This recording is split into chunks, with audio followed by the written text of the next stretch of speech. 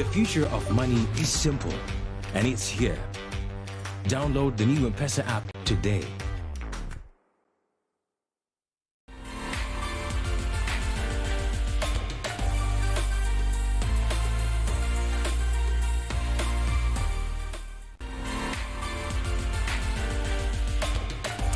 Now, good evening this Thursday night. Thank you so much for making time for Full Thursday here on Lookup TV. Now, tonight, we have a show for you. On our discussion tonight, we'll be talking about reviving the manufacturing sector. I'll be speaking to Abel Kamau, who is the sector's executive at Kenya Association of Manufacturers.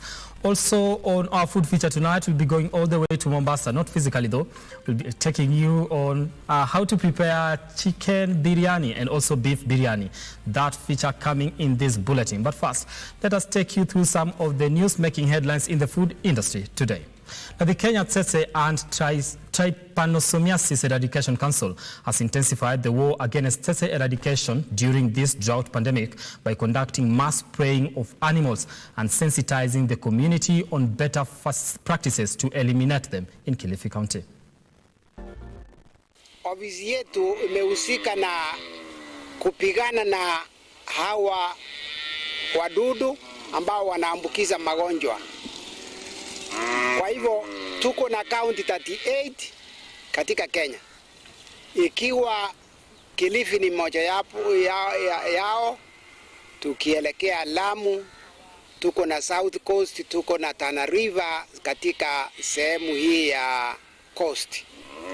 Nikisema South Coast inamaanisha Kwale County. Na pia tuko na Taita Taveta. Ikifuatana na Savo huko, iendelee mpaka ifike Kajiado County, Narok County, itaingia Homa Bay County, Migori, ishike hiyo sehemu ya Lake Victoria, iende Busia, Bungoma, na pande ya Central tuko na hiyo magonjwa katika Kiambu, Embu, tukiwa nayo Meru, na ukielekea upande ya Northeastern bado hawa wadudu wanapatikana. Kwa hivyo county ni 38 ambayo iko na magonjwa. The current drought situation is dire, and when the animals are weak and then they get infected by the disease, the rate of survival is almost zero. So we need to eliminate the disease so that when the animals are facing drought, they can survive the drought. So this disease contributes a lot to losing of animals, especially during this drought season. Nashukuru kwa mradi wa watu wa Kenti kusaidia madawa ili kuangamiza hao wadudu, na tunashukuru sababu ya kumaliza kupe. Mimi niko na ng'ombe 11 na ni mambo mengi ambayo ilikuwa inatatiza sababu ya hii madawa, lakini tunashukuru kwa hii. Now, moving on, plans to create a special economic zone in Nakuru are taking shape, with the Geothermal Development Company launching the direct use of geothermal steam to power industrial processes. Now, GDC engineer Esther Njuguna says the direct use of geothermal steam will lower the cost of power by 70%. Companies located in the special economic zone will also benefit from water drawn from the wells. The government is in talks with investors who are keen on using geothermal steam in dairy processing and also fish farming. What we are doing is we are heating the atmosphere of the greenhouse to bring down humidity levels and raise the temperature so that we minimize on fungal infections in the greenhouse. And for the fish ponds, we are rearing tilapia and catfish, and the two species of fish would want to stay in 29 degrees centigrade. And when you do that, that is the optimal temperature for that particular species of fish. And instead of using 9 months to grow the fish, when we hit the ponds, we're able to harvest our fish after only 6 months. So we have a 3-month saving. And for the milk pasteurizer, the part that geothermal is playing is the part which is very expensive for the industries, which is the heating part. And people in the industry will use electricity or wood. Sometimes they use boilers. But here on this project, we're able to heat our milk using the hot water that we heated using this particular heat exchanger. And for the grain dryer, we also supply the same heat And we have a suction pump which sucks the hot air into the grain dryer. And by so doing, we are able to bring down the moisture content of the grain, whichever it is. And if I use an example of maize, what we do is we maintain the hot air at 55 degrees, which is the heating atmosphere for the maize. If you go beyond 60 degrees and above, you might end up killing the life of the grain. And if you go below 50 degrees, what you do is you might take too long, and the grains may go bad before you have finished the process of drying. And this project has actually been able to woo a lot of investors to us. And what we are doing is we want to commercialize these projects, and we have investors come and set up their industries around Menengai, and we'll be able to supply the heat. And in future, we'll also be able to harvest the gases and the minerals that come with geothermal. And if we go geothermal, it's all gain. It's all gain. Now, phase 2 of the 10,000-acre model farm at the Galana Kulalu Food Security Project will be completed in January next year. This is according to Water and Irrigation Cabinet Secretary Cicely Kariuki. Now, the CS said the project is at 72% completion, with the remaining 28%, including the installation of center pivots and piping works for the water systems. Speaking during an inspection tour of the ongoing works, Cicely said the project was to be completed by July this year, but was delayed due to the COVID-19 pandemic. Given the efficiencies of private sector in terms of agriculture production, that once we have finalized in investing in the infrastructure, basic irrigation infrastructure, the 10,000 model farm is going to be commercialized, competitively commercialized, following which then the next step would be a decision on how to open up further land, again, which will be determined by availability of water as a major enabler for this project. The model farm, phase 2, I would call it phase 2, that is the 5,000, remainder of the 5,000 acres, which I have been able to inspect and note progress, is currently at 72% level of completion. In the next 3 months, it is the intention of my ministry, working through National Irrigation Authority, that this project will be completed. And this project, I'm talking about the 10,000 model farm. Concurrently, going through the rigors of commercialization, the National Treasury is working with my ministry to be able then to get this project to market and to be able to identify a private sector actor who will then come in and carry on with the commercialization of this 10,000 model farm. Manufacturing and job employment will be created. Right now, where we are with you, and I'm sure you have witnessed this is about food security. We are getting the product from here, which is maize, to market as part of the food security. We have just completed a phenomenal project called the household water pans project, where we have enabled 25,000 plus small-scale farmers with water pans at the micro level. That is part of food security. We have 650 projects between water, sanitation and irrigation across the country. That is to enable food security as one of the major one of the 4 items under the Agenda 4. We could go on. We have also just contracted several level 2 and level 4 hospital facilities where we are supporting them with water, so that they are able to also in turn support the UHC as an agenda. That in totality for me confirms that we are well on course on a Big 4 agenda under President Uhuru Kenyatta. Now, the government has given assurance that it will marshal sufficient resources to address effects of drought being experienced in the country. According to government spokesperson Colonel Retired Cyrus Oguna, the government is committed to ensuring that there is enough food and water for everyone. Speaking at Mogotio Deputy County Commissioner's office in Baringo this week during a food distribution exercise, Oguna said the distribution of food to 2.1 million distressed Kenyans in the 23 affected counties has already begun and will continue until resumption of normalcy. Swala hili la ukosefu wa chakula umetokana na kwamba tumekosa mvua karibu mvula miwili. Kama miaka miwili imepita bila kupata mvua tosha. Kwa hivyo mtakumbuka kwamba nyakati ambazo tumepata mvua tunapata malisho tosha, lakini bila mvua kuwepo, kwa ukosefu wa mvua tunakuwa na matatizo ya kupata mazao ya kutosha. Kwa hivyo hili tatizo sio kwamba watu wamekuwa ni wavivu, hapana, lakini kwa sababu kwamba kumekuwa na tatizo la mvua kutonyesha kwa kipindi kirefu. Kwa hivyo kwa sababu hiyo sio upungufu wa chakula peke yake imetokea, lakini pia kuna upungufu wa malisho ya mifugo yetu, kuna upungufu wa maji ya kutumika kwa matumizi ya nyumbani, lakini pia kwa matumizi ya mifugo yetu. Kumekuwa na matatizo hasa pia kwa watoto wachanga wadogo, wanapokosa maji, wanapokosa lishe bora, kunakuwa na matatizo pia ya afya. Kwa hivyo msaada wa serikali ni kuangazia sehemu hizi zote, sekta hizi zote, ikiwa ni sekta ya maji, sekta ya chakula na sekta pamoja na afya na mengine. Kwa hivyo chakula ambao serikali imetoa kwa jumla ni kwa hizo counties 23 ambazo nimesema, lakini county ya Baringo peke yake hapa serikali imetoa chakula ikiwa ni mahindi peke yake.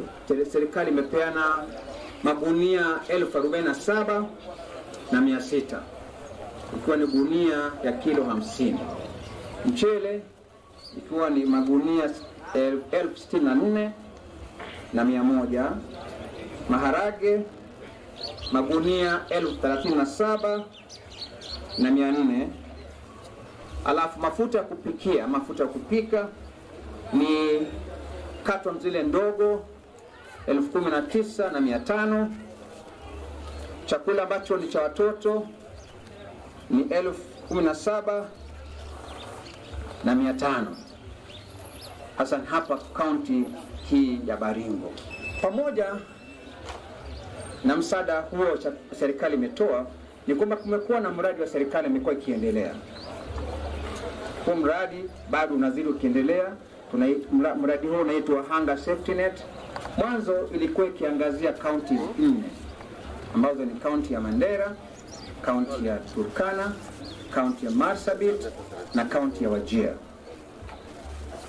Na imekuwa ni mradi ikiangazia watu 100,000, ambapo kila mmoja kati ya hao 100,000 walikuwa wanapata shilingi 5,400 kwa kila mwezi. Kwa kila miezi miwili. 5,400 kwa kila miezi miwili, inamaanisha kwamba kwa kila mwezi ni shilingi 2,700 kwa watu 100,000, 100,000 kwa hizo county 4. Hiyo imekuwepo. Lakini sasa tangu tulipopata janga hili la njaa ni kwamba huo mradi umepanuliwa sasa. Inamaanisha kwamba sio watu 100,000 pekee tena, ni watu zaidi ya 100,000, lakini pesa ni hiyo 5,400 kwa kila miezi miwili. Now, Kiambu avocado growers are optimistic after uniting under an organization that will address their interests as well as enable them to find a different market than in the past, where every farmer was looking for a market on his own. These are based on companies that buy avocados and sell them to foreign nations and are now setting up mobilization for farmers. In addition, these companies assure farmers of great benefits if they focus on the quality of their produce.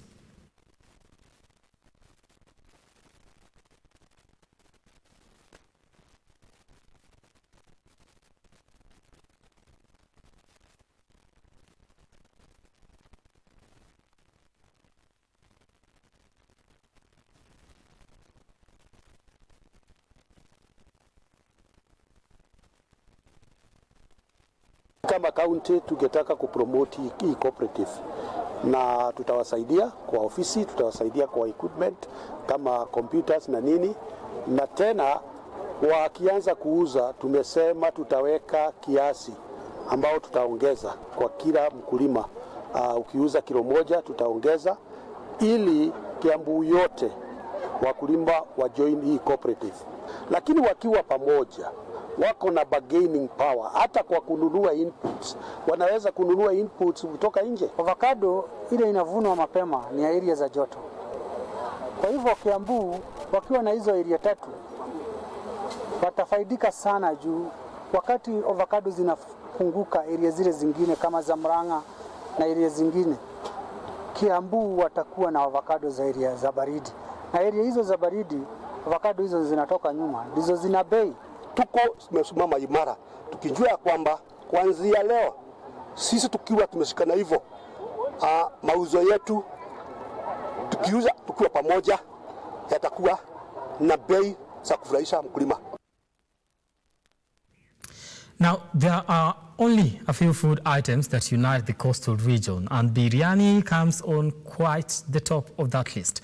Today, we take a look at chicken and beef biryani on our food feature tonight. Take a look.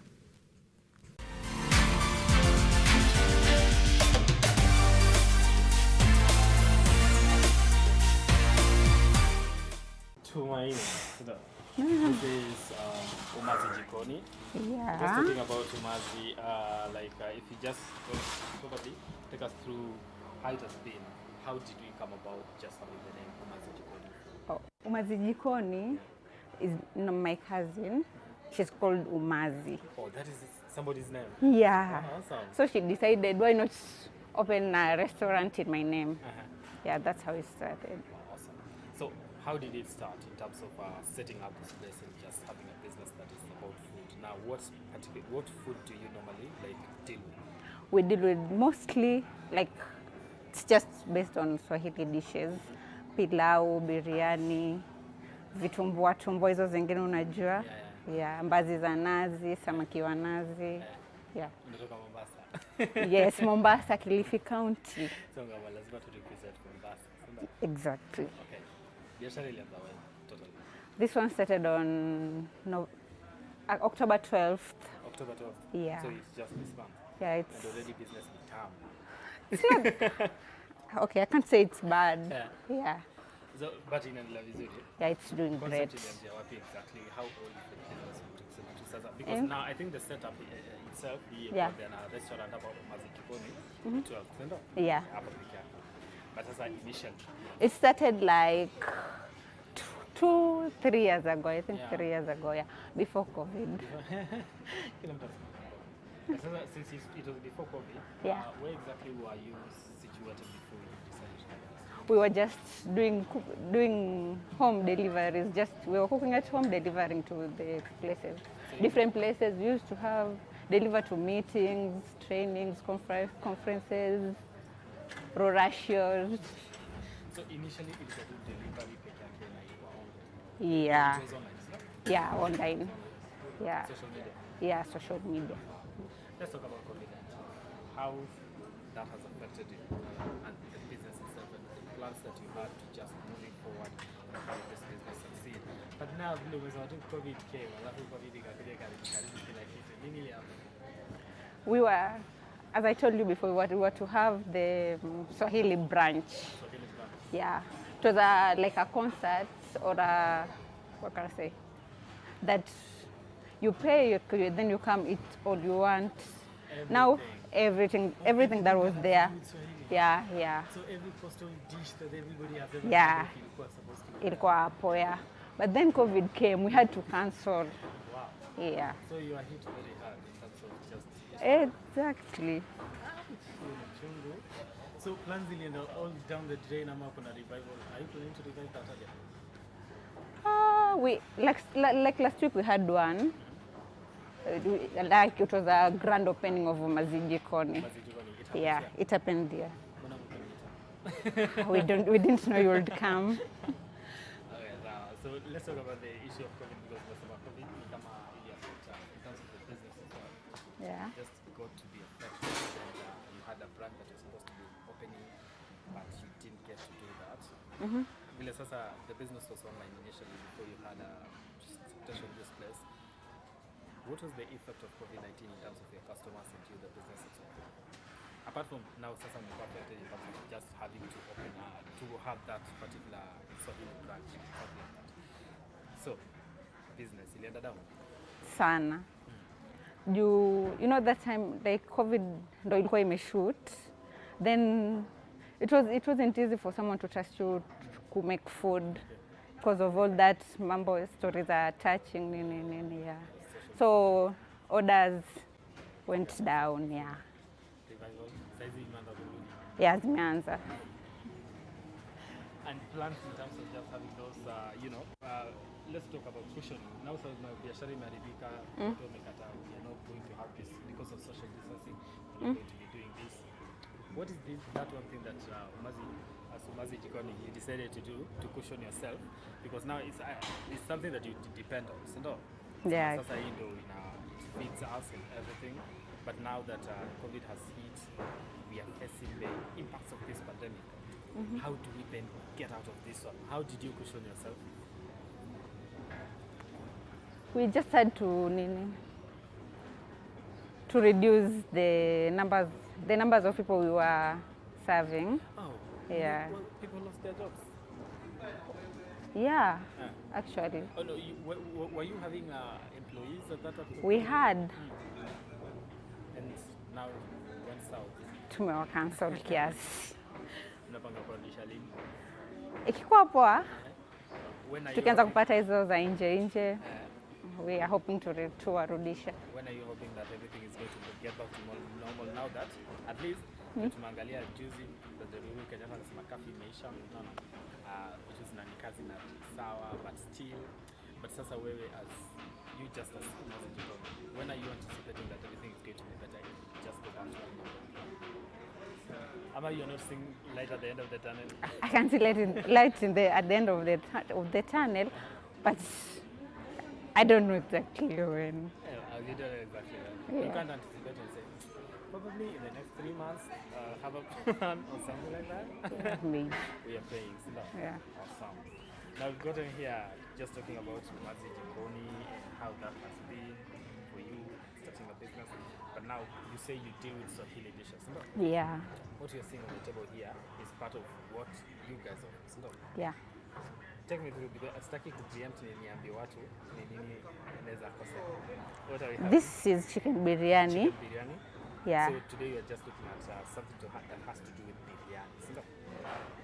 This is chicken biryani. This is beef biryani. This is wali and samaki wa nazi. Wali and samaki wa nazi? Yeah. So what makes it different? Why is it not chicken biryani? Because I see that like the color ni kama same. Wali is rice. Cooked rice. As in you can't go to coast and say nataka mchele. Oh. It's wali.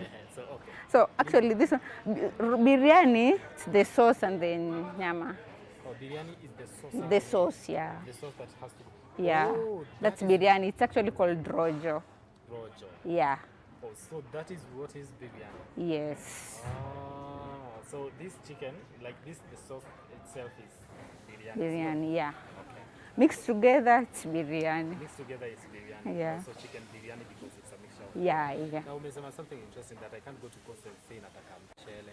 It's wali. After imepikwa, it's wali. Oh, so if I say mchele, then people will be mchele, it's mchele mbichi. Oh, bado haijaiva? Yeah. So tunakuanga tumekosea sana tukisema nataka mchele. Nataka mchele. Mchele ni mbichi, wali umeiva. Wali umeiva. Yes. So if you go to coast, like Tumaini says here. Nataka wali wa nazi. Wali wa nazi. Oh, yeah. Or nataka wali na samaki, nataka wali na maragwe. Oh, so that is already cooked. Yes, yes. Proper name to call it is wali. Let's look at what goes into preparing chicken biryani because I think this is what we are going to start with. You know, what goes into preparing chicken biryani, the setup itself, what are we looking at in terms of just the presentation? I have to do the steps. From the beginning. Kinda. This was a marinated chicken. We marinated it in other spices like black pepper, turmeric, paprika, lemon. Then after you've marinated it, you grate tomatoes, carrots with mala. Oh, mazamala. Yeah. Okay. That's it. That's a lot of ingredients, Then? You have to cook the mala first before, add the carrots with the mala, the paste. Okay. Yeah. Before you dip in the cucumbers. Oh. Yeah. Hey, so biryani has quite a process. In terms of Very. And the spices. The spices, we actually just use biryani masala. biryani masala. Yeah.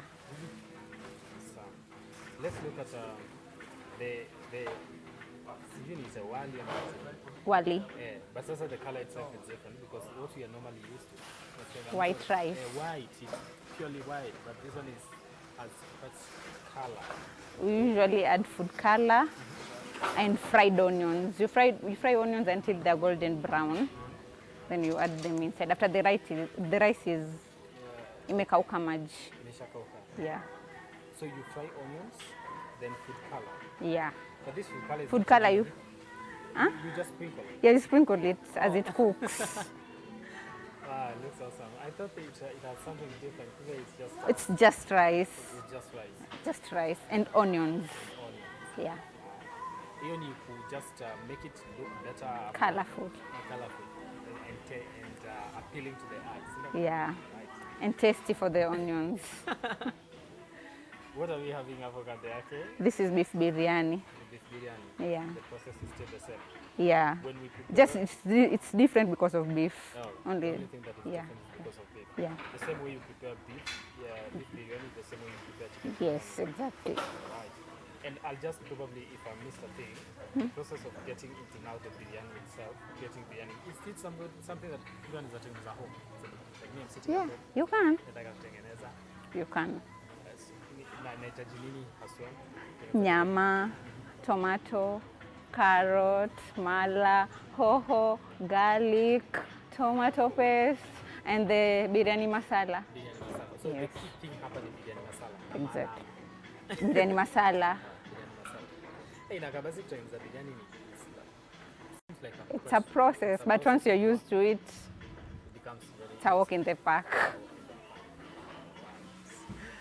This one you did not mention anything to do with biryani, so I'm assuming it has nothing to do with biryani. So It's wali and samaki. samaki. Yeah, Si samaki wa nazi. samaki wa nazi. Samaki cooked in deep fried, then cooked in coconut sauce. Coconut sauce. Wow. The coconut sauce sasa, because I think that will be the most interesting part. How do you prepare coconut sauce? After you grate the coconut, you remove the cream. So do cream. After you remove the cream, now you fry your tomatoes, your onions, just dip it in. Yeah. And that is done. Yeah. Yeah. So what is But you can add spices if you want. You have spices. Yeah. Oh, but does this one have spices? The fish was marinated first. Yeah. Marinated. Chicken was marinated, fish was marinated. Why is it important to do that before you actually prepare? So that you add you add the taste. It becomes tasty. Yeah. So it's a test of different things, and you cannot just go to say, by the way, this is what is adding taste to this particular food. This one, lemon. Lemon. Yeah.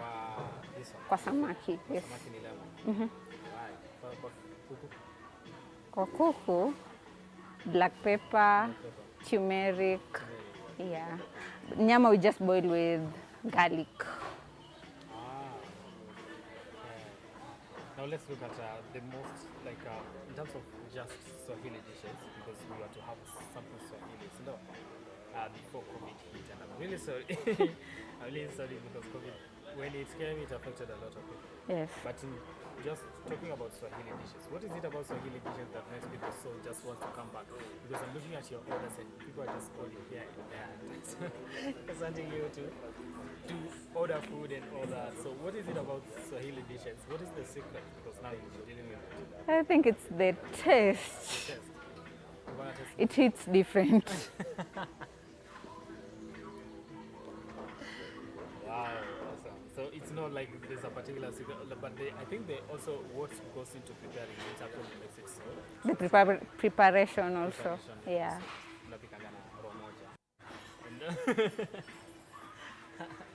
So that the customers keep on coming back. Yes. Right? Look, let's look at what the business has done so far in terms of getting employment and all that. Because now we talked about COVID came and people had to be laid down, you were a business that normally operated online, but right now we're seeing that things seems to be getting, but not up there yet. What would you say has been the greatest challenge in terms of just running the food business? Challenges. Meaning? People are different. So there's some that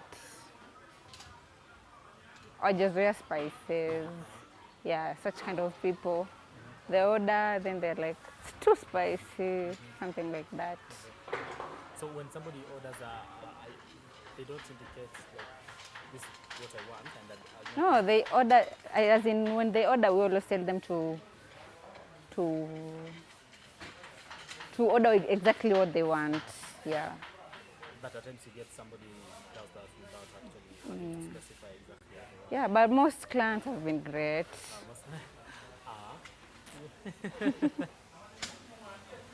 And they've been giving positive feedback. Yes, yeah. Someone can eat and then they tell you, your food is actually nice. That gives you morale. Yeah. Oh, wow, awesome. Now, what if you don't get a good feedback from your customers? What do you do? No, we try and do better. But people are different as I told you before. You can either like it and he dislikes it. So you see. Let's look at one of probably negative comments that kufisha morale. I am telling you, we commented as well. This comment, wow, this is a very bad feedback. Have you ever experienced that? We have. How was it? Heartbreaking. But how did you guys about it? Actually, I think it was something to do with the riders. So, okay. The riders. So you also have a challenge with probably the people that are delivering that. Yeah. And do you speak to your riders and tell them, okay, this is... Since then we have been. Yeah. Speak to them, you tell them, like, Umazi is a brand. So when you're going out there, you're representing this brand. Kindly do not embarrass us. Do not. We give what the customers actually want or something like that. Oh, yeah, sure do. Let's talk about prices, in terms of pricing your food. What do you consider? This is the most expensive one. Which one? Chicken biryani. Chicken biryani. Goes for 500. Okay. And samaki, if you eat a full one, also 500. Then beef biryani follows, pilau is the next. Oh, so that is the price. What do you look at and they say, I want to price this on 500 shillings? Price in the market. Wow, which brings me to my next question in terms of just pricing in the market. The acquiring of all the ingredients. Yeah, the ingredients also. Is it expensive to have this setup? It is. With the current economy. Is it? It's expensive. It is. Okay. So the rise when a product gets a rise. Actually, we usually use a different kind of rice. Oh, it's not here. It's not the local ones. Local, so it's imported. Yeah, it's not imported, but it's a different. It's a different kind of. Yeah. To this series, so that that one is top secret. It's not a top secret. Ni Umazi peke yake. So it's confidential. Is it because when you use any other type of rice, you will not have to produce the product? No, Zote is not produce the same product. I think it also depends with the cook. Oh, the person that is cooking. Yes. But you are good. Thank you. I'm saying that because you have people coming back every now and then. Yeah. And we are going to test this food and get that and say, oh, Tumaini, you did awesome. Thank you so much. Right? Yeah. Thank you so much, Tumaini, for taking us through just what we have on the table. It looks interesting, it looks amazing. And what Umazi Jikoni. If somebody is getting to the food business right now and just want to get this up and moving, what would you tell them? Somebody considering to start a business that has to do with food. What are some of the things you say, okay, these are the pointers, when you're dealing with your customers, do this. The location. Yeah. Like here, you know, all of these, they're just like restaurants. Yeah. Yeah. So most people come here. We have offices around, so most people come here for lunch. Yeah. So I think location matters. Location is number one. What else are we looking at? I think you just have to go to people you trust. People's trust, your customers. Yeah, How customers. should you be treating your customers? Yeah. Thank you so much, Tumaini. I think that does it for us here. And we're going to have a taste of this one and see where it takes us. If we have roots, we say, Tumaini is awesome. Thank you. Karibu. Santi. Okay, enjoy your food. Thank you, Tumaini. Thank you. Okay. Rolling.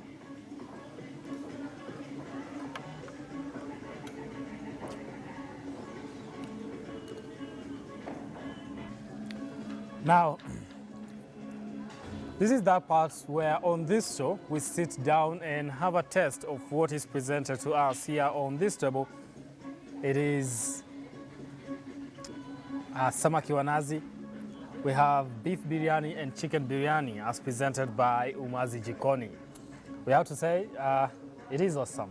See you on the other side of this break with our discussion on the manufacturing industry and how to revive it during this COVID-19 pandemic.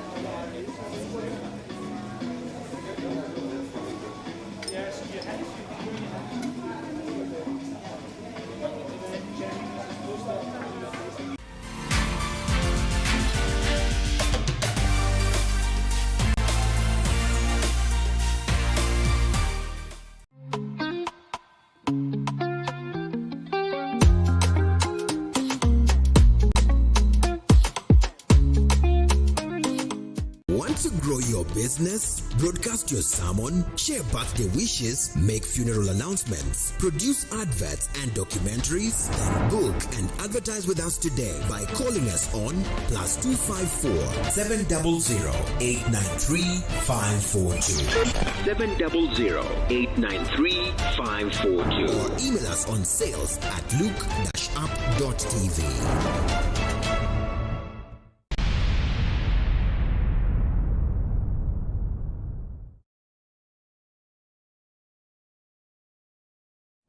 The future of money is simple, like unlocking possibilities with a smile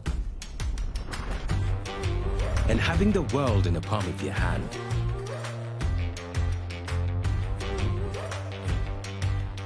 It's the ability to touch many lives at the same time and turn your dreams into reality. It's forgetting and still remembering. Simple is having everything that you love in one place. From the ticket to your next meal, to your ticket to the next holiday.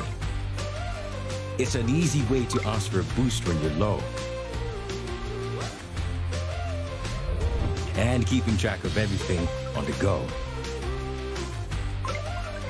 The future of money is simple, and it's here. Download the new M-Pesa app today. Please make those payments and take dinner out the freezer. Enjoy your day off.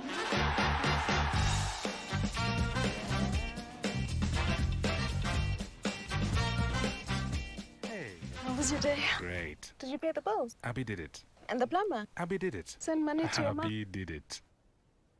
Who's Abby? Bank on WhatsApp with Abby, your 24/7 digital personal banker. Another digital innovation that gets things done. That's Africanacity.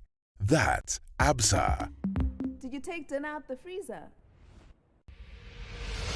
This November, a gathering of music ministers from all over East Africa. It's Kenya Music Ministers Conference with Mado Jokes. Theme, the music, the minister, the mandate. Date, Saturday, November 6, 2021. Time, morning session 9 a.m., evening session 5 p.m. Venue, Tabernacle of Grace City of Hope at City Square House behind Kenya Cinema, Nairobi, Kenya. Also ministering Jackie Kelvin, Rosemary Njage, Size 8 Reborn, Anthony Musambi, Messalina, Promise Prince, Agusan Sunday, Irene Seeger, and many more. Hi there, music is beyond the melody, the rhythm, and even the lyrics. Music is spiritual. The gospel in this end time will only travel to the ends of the earth, except on the wings of music. My name is Marvel Jokes. I'm an international music minister and author and also a teacher of the word. Do not want to miss this meeting for anything wherever you are. I'll see you in Kenya. This conference will also be aired live on YouTube at Marvel Jokes TV. Do subscribe and connect live.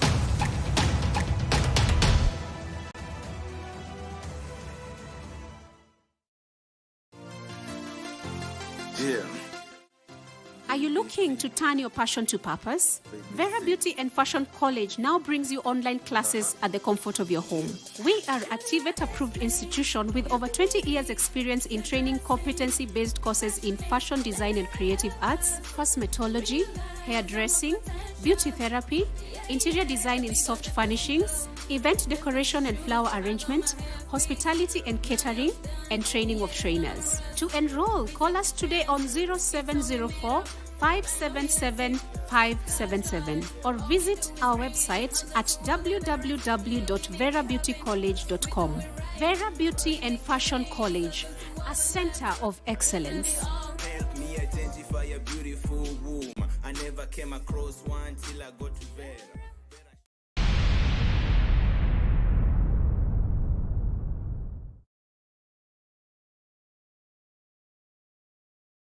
Like, follow, subscribe, click the notification button. Join the Lookup TV movement now.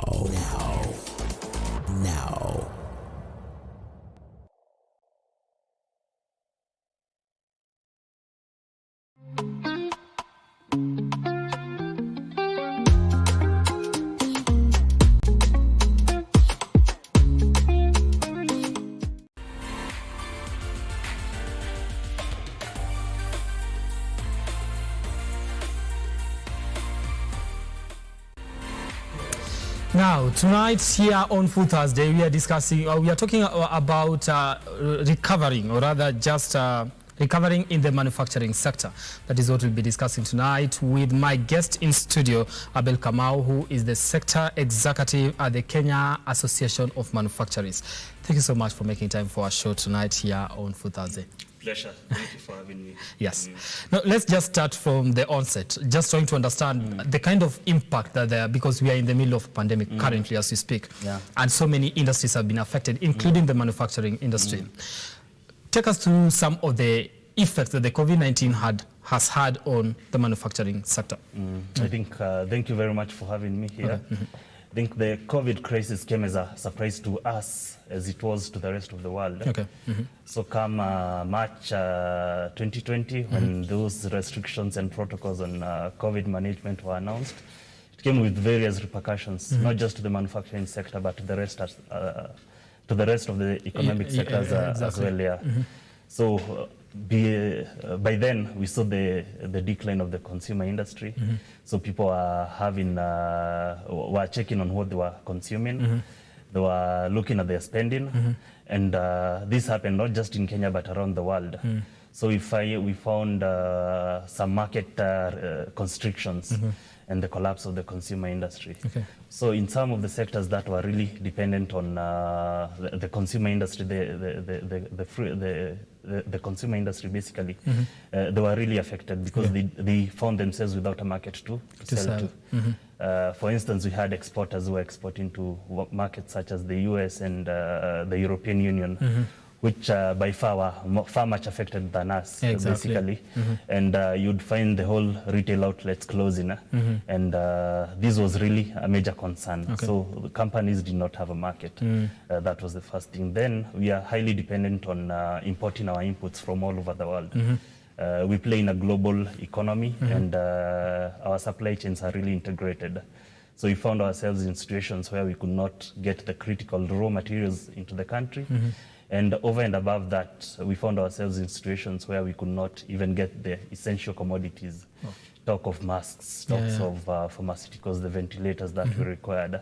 So we really found ourselves in a tight supply chain situation, which later on transformed into a silver lining within the COVID crisis. We also saw the health effects, which were really adverse. So totally, they were really adverse to the not just to the companies themselves, but to the society at large.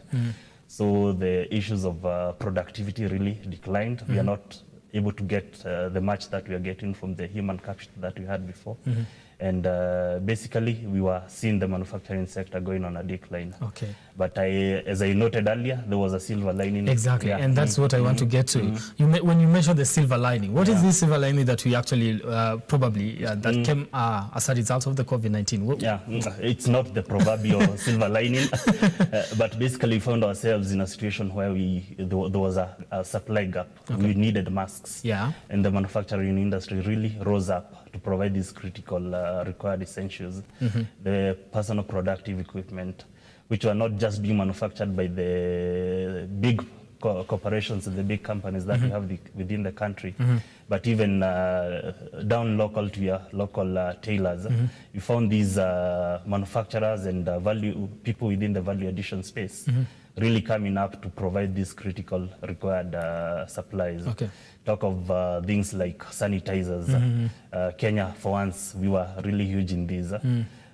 Talk of issues like ventilators. We really didn't know that we could have that innovation and at least innovate a ventilator, which is Kenyan made. We're not talking about Pumuaishi, which is a local product. How do you call it? Made in Kenya. Now that campaign is all over right now. Made in Kenya and by Kenyans. Okay, awesome. So what are some of the lessons we've learned from this pandemic that moving forward, these are some of the things that we like to implement? I think the critical thing is local content. We need to believe in ourselves. I think we believed in ourselves when we needed some form of a protection on an enemy that we didn't see. And everyone was confident on wearing that made in Kenya mask. So the first thing is local content. We need to believe that we can consume what is locally made. And this really links up to the Buy Kenya, Build Kenya initiative and strategy that we are talking about. We need to provide a market for ourselves, by Kenyans and for Kenyans. So local content really came up as a key learning from this. Secondly is collaborative work. I think in most of these instances we found ourselves in situations where there were no standards for some of these products. Who thought that we could make ventilators locally? So we had collaborations between the regulators and the innovators. And it was done at a record time. So within a month's time, you find the standards are up and running, and these are a legal framework on how to make the product go into the market and serve the purpose with which it is intended for. All right. I'd just like to deviate a little bit and look at probably the food industry in terms of people who manufacture things that are used for the food, to prepare food and all that. In terms of, because you mentioned something to do with regulating and also looking at the standards and all that. How do we ensure that whatever that is being presented, or rather that is being produced, is actually safe? What is your role in ensuring this is standard, this is legal, it is safe for the people that are going to consume it? I think food safety is one of the critical areas that we look at as the Kenya Association of Manufacturers, not from a regulatory perspective because you're not a regulatory body, but more on a sensitization and capacity building perspective. So we work with our manufacturers to be able to conform with the right standards, with the right specifications. And in some of the instances, look at the root cause of some of the maybe the defects that we might be having and then unconformity issues that we might be finding in food. So it's a program that we continuously run within the association. And we have various engagements with the regulatory agencies. Talk of KEBS, talk of the Pharmacy and Poisons Board. We have very many engagements with them just to ensure that we take our manufacturers through the process of conforming to the standards. Then you also find ourselves in situations where there are products which are already in the market.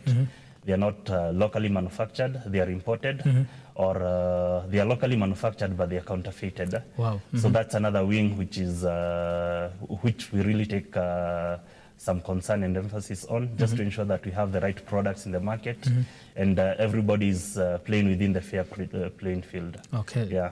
Now, talking about just the counterfeit, you know, there's a local product that is being produced. Probably it is locally produced, but it's counterfeit. It's not original.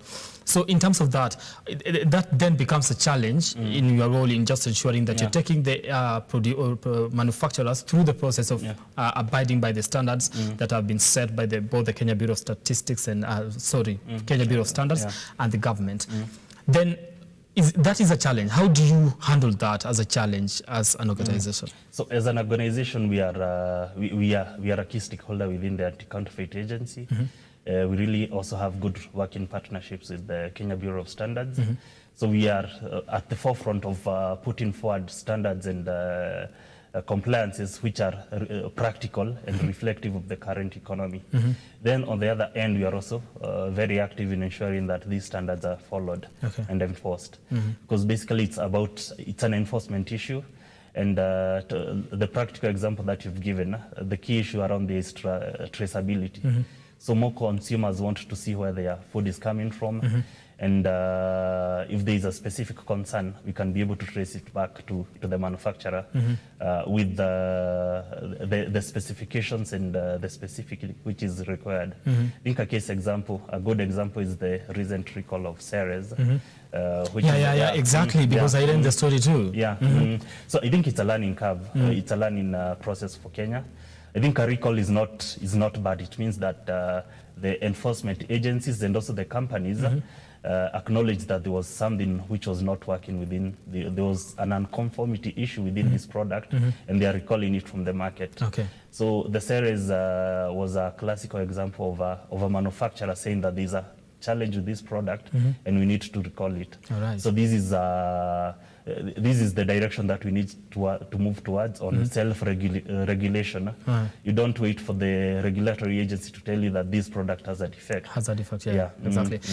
Let's look at the Ceres. That example, it's a practical example that you've given, and I think it brings about the question that I'm about to ask, because it's kind of linked. Then when this product is already in the market and it has been, how long does it take for, because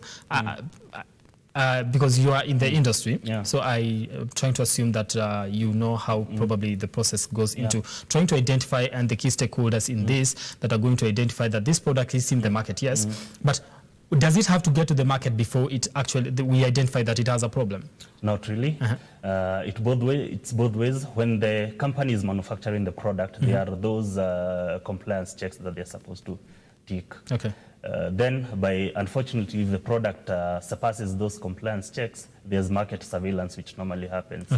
So market surveillance is done by both the manufacturer and also the regulatory agencies. And the good thing right now in Kenya, we have an electronic way of doing it.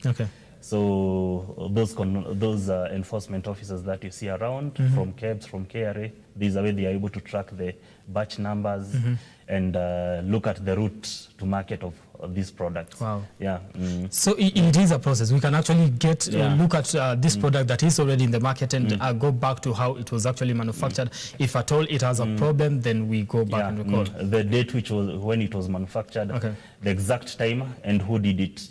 You can be able to look at the root cause of that exact product. Let's look at something, because now you mentioned food and things are just coming up. And it's Food Thursday. And it's Food Thursday, exactly. So something about, because there's a time we were running a story about flour that had been recalled from the market. There were about 23 brands. And to me, it sounded like 23 brands, that's quite a lot. Why do we have an industry that people are willing to sell something that is not good for the consumers and still go ahead and do that and wait for, the people that are entrusted in ensuring that it does not get to the market to record that? Does it have to get to that? Are we not having a sensitization program where we're talking to them to actually be, have some little bit of integrity so that you do not sell poison to people? I think it's all about the traceability that was telling you about, and looking at the exact point where the contamination is happening. I think this is part of the stories that maybe you don't get out there. Was this contaminated at the factory? Was this contaminated during transportation? Was it contaminated at the warehouse? I think the subject of food traceability is a complex one, and the chain is so big that it requires that this subject is discussed by and engaged by all the stakeholders within the value chain. We will have that discussion. We'll have all the stakeholders here. Not me and you. We should have a wholesaler on here. We should have a farmer. Exactly, and I'm saying next time you're going to have an entire every stakeholder that's supposed to be in that food chain, and just look at how we can actually make it better. And basically around the maize subject, I think it's a critical issue, specifically because I think maize is a staple food. And it's the reason as to why we need to expand this table and ensure that all the stakeholders who are required within within that subject are able to come up with solutions around the same area. And this includes the wholesalers, the transporters, to ensure that everything is done to the right specifications. I think if you look at any product, for instance, you'll see on your packet of flour, store in a cool, dry place. Oh, we do not follow those regulations. But how is your kitchen? If I go to your kitchen right now, is it cool? Is it dry? Probably not. So I think it's a subject which we need to have more regulation around, and also have more self-regulation around. Just to ensure that everybody is doing the rightful thing. And you mentioned something about tracing where this product was contaminated, because it could be in the, because most of the time we assume, or rather when something is contaminated and it is recalled from the market, then we assume that the way it was manufactured, that's where the fault was. So you are trying to say that is not the case? That's not really the case, because I think if you go to the manufacturer, you'll see the release report of that batch, specific batch. And the release form basically has the test which was done on that batch to ensure that it conforms to the standard. I think it's in the interest of any legit business, any legit manufacturer, to ensure that they have a good product out there. But what happens outside the factory sometimes is beyond their control. And this is where you find most of the issues coming up from. All right. Let's look now at products that we import in the country, and we find that they have a problem. What does that mean for the people that now locally produce? Is it a challenge? Yeah, it's a big challenge, because first of all, it creates an unfair playing field. At least the imported product and the locally manufactured product, they should all play by the same rules, which is and the meeting point is the standards. And this is one of the major concerns that manufacturers usually have, that you find the substandard products in the market, they are imported, yet if you want to sell the same product to the market, you have to conform to the standards. Now, how do we, from where you sit, how do we then prevent that from happening? What kind of policies are we supposed to be having in place that will also see us not having to, harass the person that is locally manufacturing here in the country by importing something that comes into the country, and at the same time that which we are importing has a problem? I think it's enforcement, because we do have good standards in place. Like for instance, for the past 2-3 years, we've been having a task force, at least based on the private sector, comprised of the private sector and also the public sector, the likes of Kenya Bureau of Standards, the ministries, the relevant ministries, the Pharmacy and Poisons Board, just to ensure that we are able to create a standards environment that supports both local manufacturers and importers. And the basic baseline denominator around this is enforcement, ensuring that everybody plays by the meeting point, which is the standard. Now, I want, before I get into the question of now reviving the industry, the sector in terms of just after the COVID-19 pandemic, let's look now at importation and, what we manufacture locally and what is imported. What would you say sells the most between that which we import? Because in terms of everything that we manufacture, when somebody looks at it and says imported from, or rather made in Germany, made in South Korea, made in a particular country, and made in Kenya. Which one people tend to go for that is made abroad rather than here in the country? How do we change that perspective and just look at people appreciating what is made in Kenya? I think it's a market psychology. It's unfortunate that we find ourselves in this situation. You like that Italian shoe, Italian suit, you like that German machine. But little do we know that we also do have those local capacities to be able to make some of these products. You'd be amazed that we have local manufacturers who make products but label them made in Italy. Because? Made in China. Because they say, if they say made in Kenya, it's not going to sell. It's not going to sell, Wow. Yeah, look at most of even our SMEs, look at the cottage industries. They never put the label made in Kenya because the product is too good.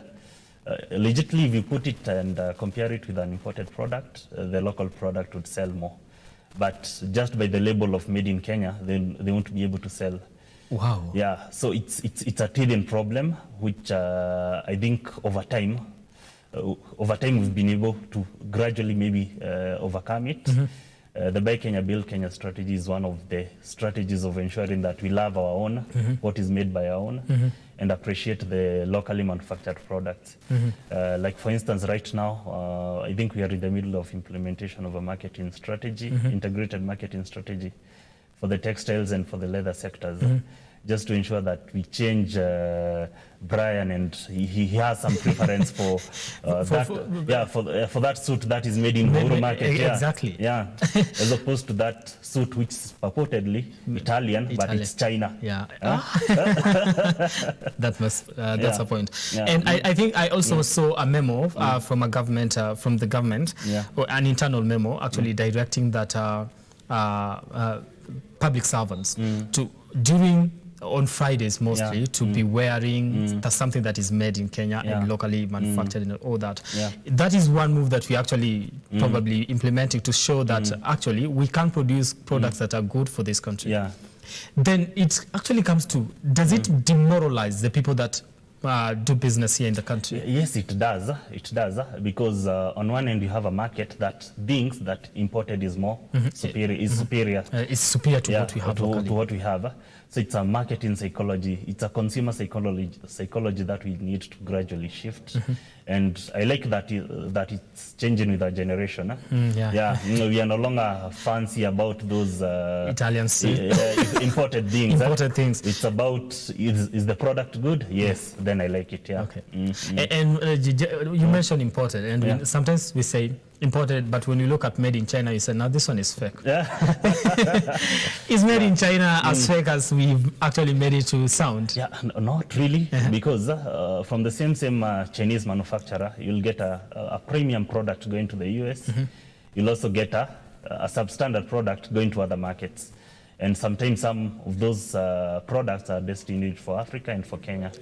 So I think they usually try to look at the market, our spending power, and look at our market, our consumer psychology. We like imported. So we can be able to sell to that market. Okay, Abel, let's look as we wind up, because I'm running out of time. Let's look at now the COVID-19 hit the industry. What lessons have we learned, and how do we now revive this industry so that it becomes again contributing to the growth of this economy? I think the collaboration that we had from during the COVID crisis was really good. We had private sector and public sector working from a facilitative perspective, not from a policing perspective. And that triggered a lot of innovations. A lot of companies really went forward and outdid themselves to provide for the essential products, and also to look at possible other ways they could remain afloat. During the COVID crisis last year, we were running the Keep Kenya Moving campaign within the association, which was basically a call to manufacturers to wake up and look at ways in which they could ensure that they keep their employees within their companies, they could keep their consumers well supplied with the products that they needed, and they could like go into new frontiers that would ensure that we had a more vibrant economy. Okay. So looking at that, we had also the practical manifestation of Buy Kenya, Build Kenya. We trusted Kenyan manufacturers with our health. Yeah, exactly. I was very confident wearing a Made in Kenya mask. Wow. Yeah, which was a manifestation that Kenya can really be able to provide products which are also critical to our health. Okay. And I think the Buy Kenya, Build Kenya strategy and call was more live during that session. We could no longer be able to import from China, even if you placed your imports to a Chinese manufacturer. They didn't have the capacity to supply you, and they were closed. Okay. So that triggered that we really need to have a localized supply chain, which has been moving. I think during the Mashujaa Day celebrations, one of the packages and one of the notes that the president really talked about was that by next year we should be able to be manufacturing our own vaccines. Exactly. And that's a boost for us in the country. It's a boost for us, yeah. So within the past 19 months since COVID came into us, we've diversified our production into areas that we never thought that we could get into. Yeah. So it was a wake-up call for we can be able to do the value addition within the economy within Kenya. We can be able to get jobs for our own people within our own ways. Yeah. So we are going to create jobs come probably in the next years to come. Yeah. And so there is light at the end of the tunnel when it comes to just reviving the manufacturing sector, right? Yeah. There's light at the end of the tunnel. I think if you unpack maybe what has happened within the last 1-2 months, and specifically which have been firmed up by a presidential directive and also during his speech during Mashujaa Day. Exactly, I remember that. We are looking at a reduction of electricity to a tune of about 30% by December this year. So this really will transform the manufacturing sector at large. All right. And if you look at some of the industries where electricity and energy at large is a large component of the unit cost of manufacture, talk of industries like steel, talk of industries like textile sector, where the unit cost of energy in the whole unit cost of manufacture goes to about between 20 and 40%. A reduction on 30% on that specific component, really, it's a big thing. Look at some of the interventions which have been made to sectors such as tea, look at coffee, look at the sugar industry. It's all putting money in the pockets of the people. And over and above maybe the curfew, the lifting of the curfew. Lifting of the curfew, actually, that is what people are looking forward to in terms of just, because when we are talking about reviving the economy, then say, lift the curfew, let us work overnight. So I think Kenya, basically, we were so much used to a 24-hour economy, and the curfew was really restricting our productivity. So we expect to see a spur of this. It won't happen instantaneously, but at least it will move. We are headed to the right direction. All right. Thank you so much, Abel, because I am totally out of time. My director is informing me that time is totally we are out of time. But it has been a great discussion just having you on set and discuss this with us here, reviving the manufacturing sector when it comes to just, keeping standards when what we produce here locally in terms of if it is safe for consumption and things like that. What we've learned during the COVID-19 pandemic and the lessons that we are going to carry forward after this pandemic, hoping that it actually comes to an end very soon. And how are we seeing light at the end of the tunnel? You said we are seeing light at the end of the tunnel because there are so many things that are happening currently that will be able to revive this sector. Thank you so much for your time. Much appreciated. Thank you. Thank you. All right. Now, that does it for us here on Food Thursday. My name is Brian Amwai. Have yourselves a wonderful night. I want to thank everybody that has made this bulletin a success, from my director, Sarah Gosho, to the team that works behind the scenes to ensure that we bring you this every Thursday. My name is Brian Amwai once again.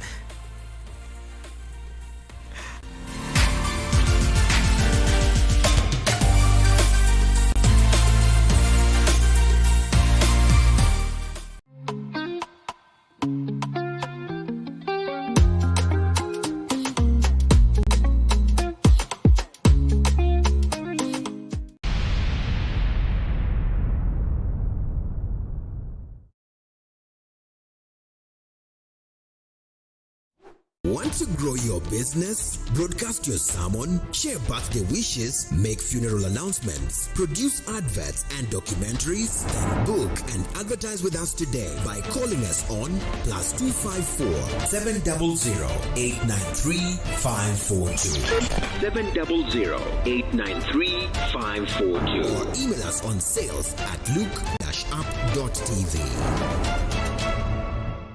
The future of money is simple, like unlocking possibilities with a smile and having the world in the palm of your hand.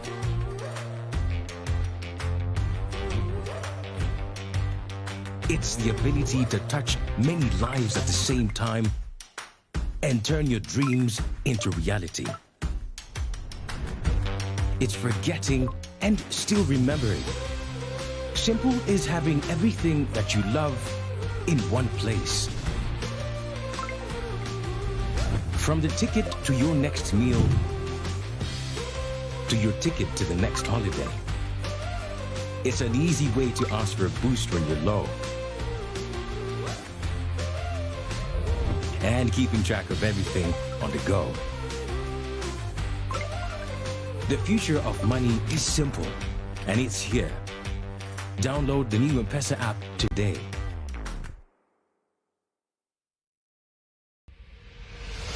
This November, a gathering of music ministers from all over East Africa. It's Kenya Music Ministers Conference with Mavo Jokes. Theme: the music, the minister, the mandate. Date: Saturday, November 6, 2021. Time: morning session 9 a.m., evening session 5 p.m. Venue: Tabernacle of Grace City of Hope at City Square House behind Kenya Cinema, Nairobi, Kenya. Also ministering: Jackie Kelvin, Rosemary Njage, Size 8 Reborn, Anthony Musambi, Messalina, Promise Prince, Agusan Sunday, Irene Seeger, and many more. Hi there, music is beyond the melody, the rhythm, and even the lyrics. Music is spiritual. The gospel in this end time will only travel to the ends of the earth, except on the wings of music. My name is Mavo Jokes. I'm an international music minister and author and also a teacher of the word. Do not want to miss this meeting for anything wherever you are. I'll see you in Kenya. God bless you. This conference will also be aired live on YouTube at Mavo Jokes TV. Do subscribe and connect live.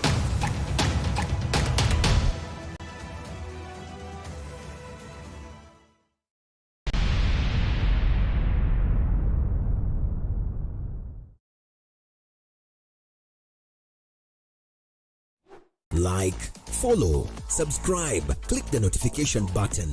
Join the Look Up TV movement now.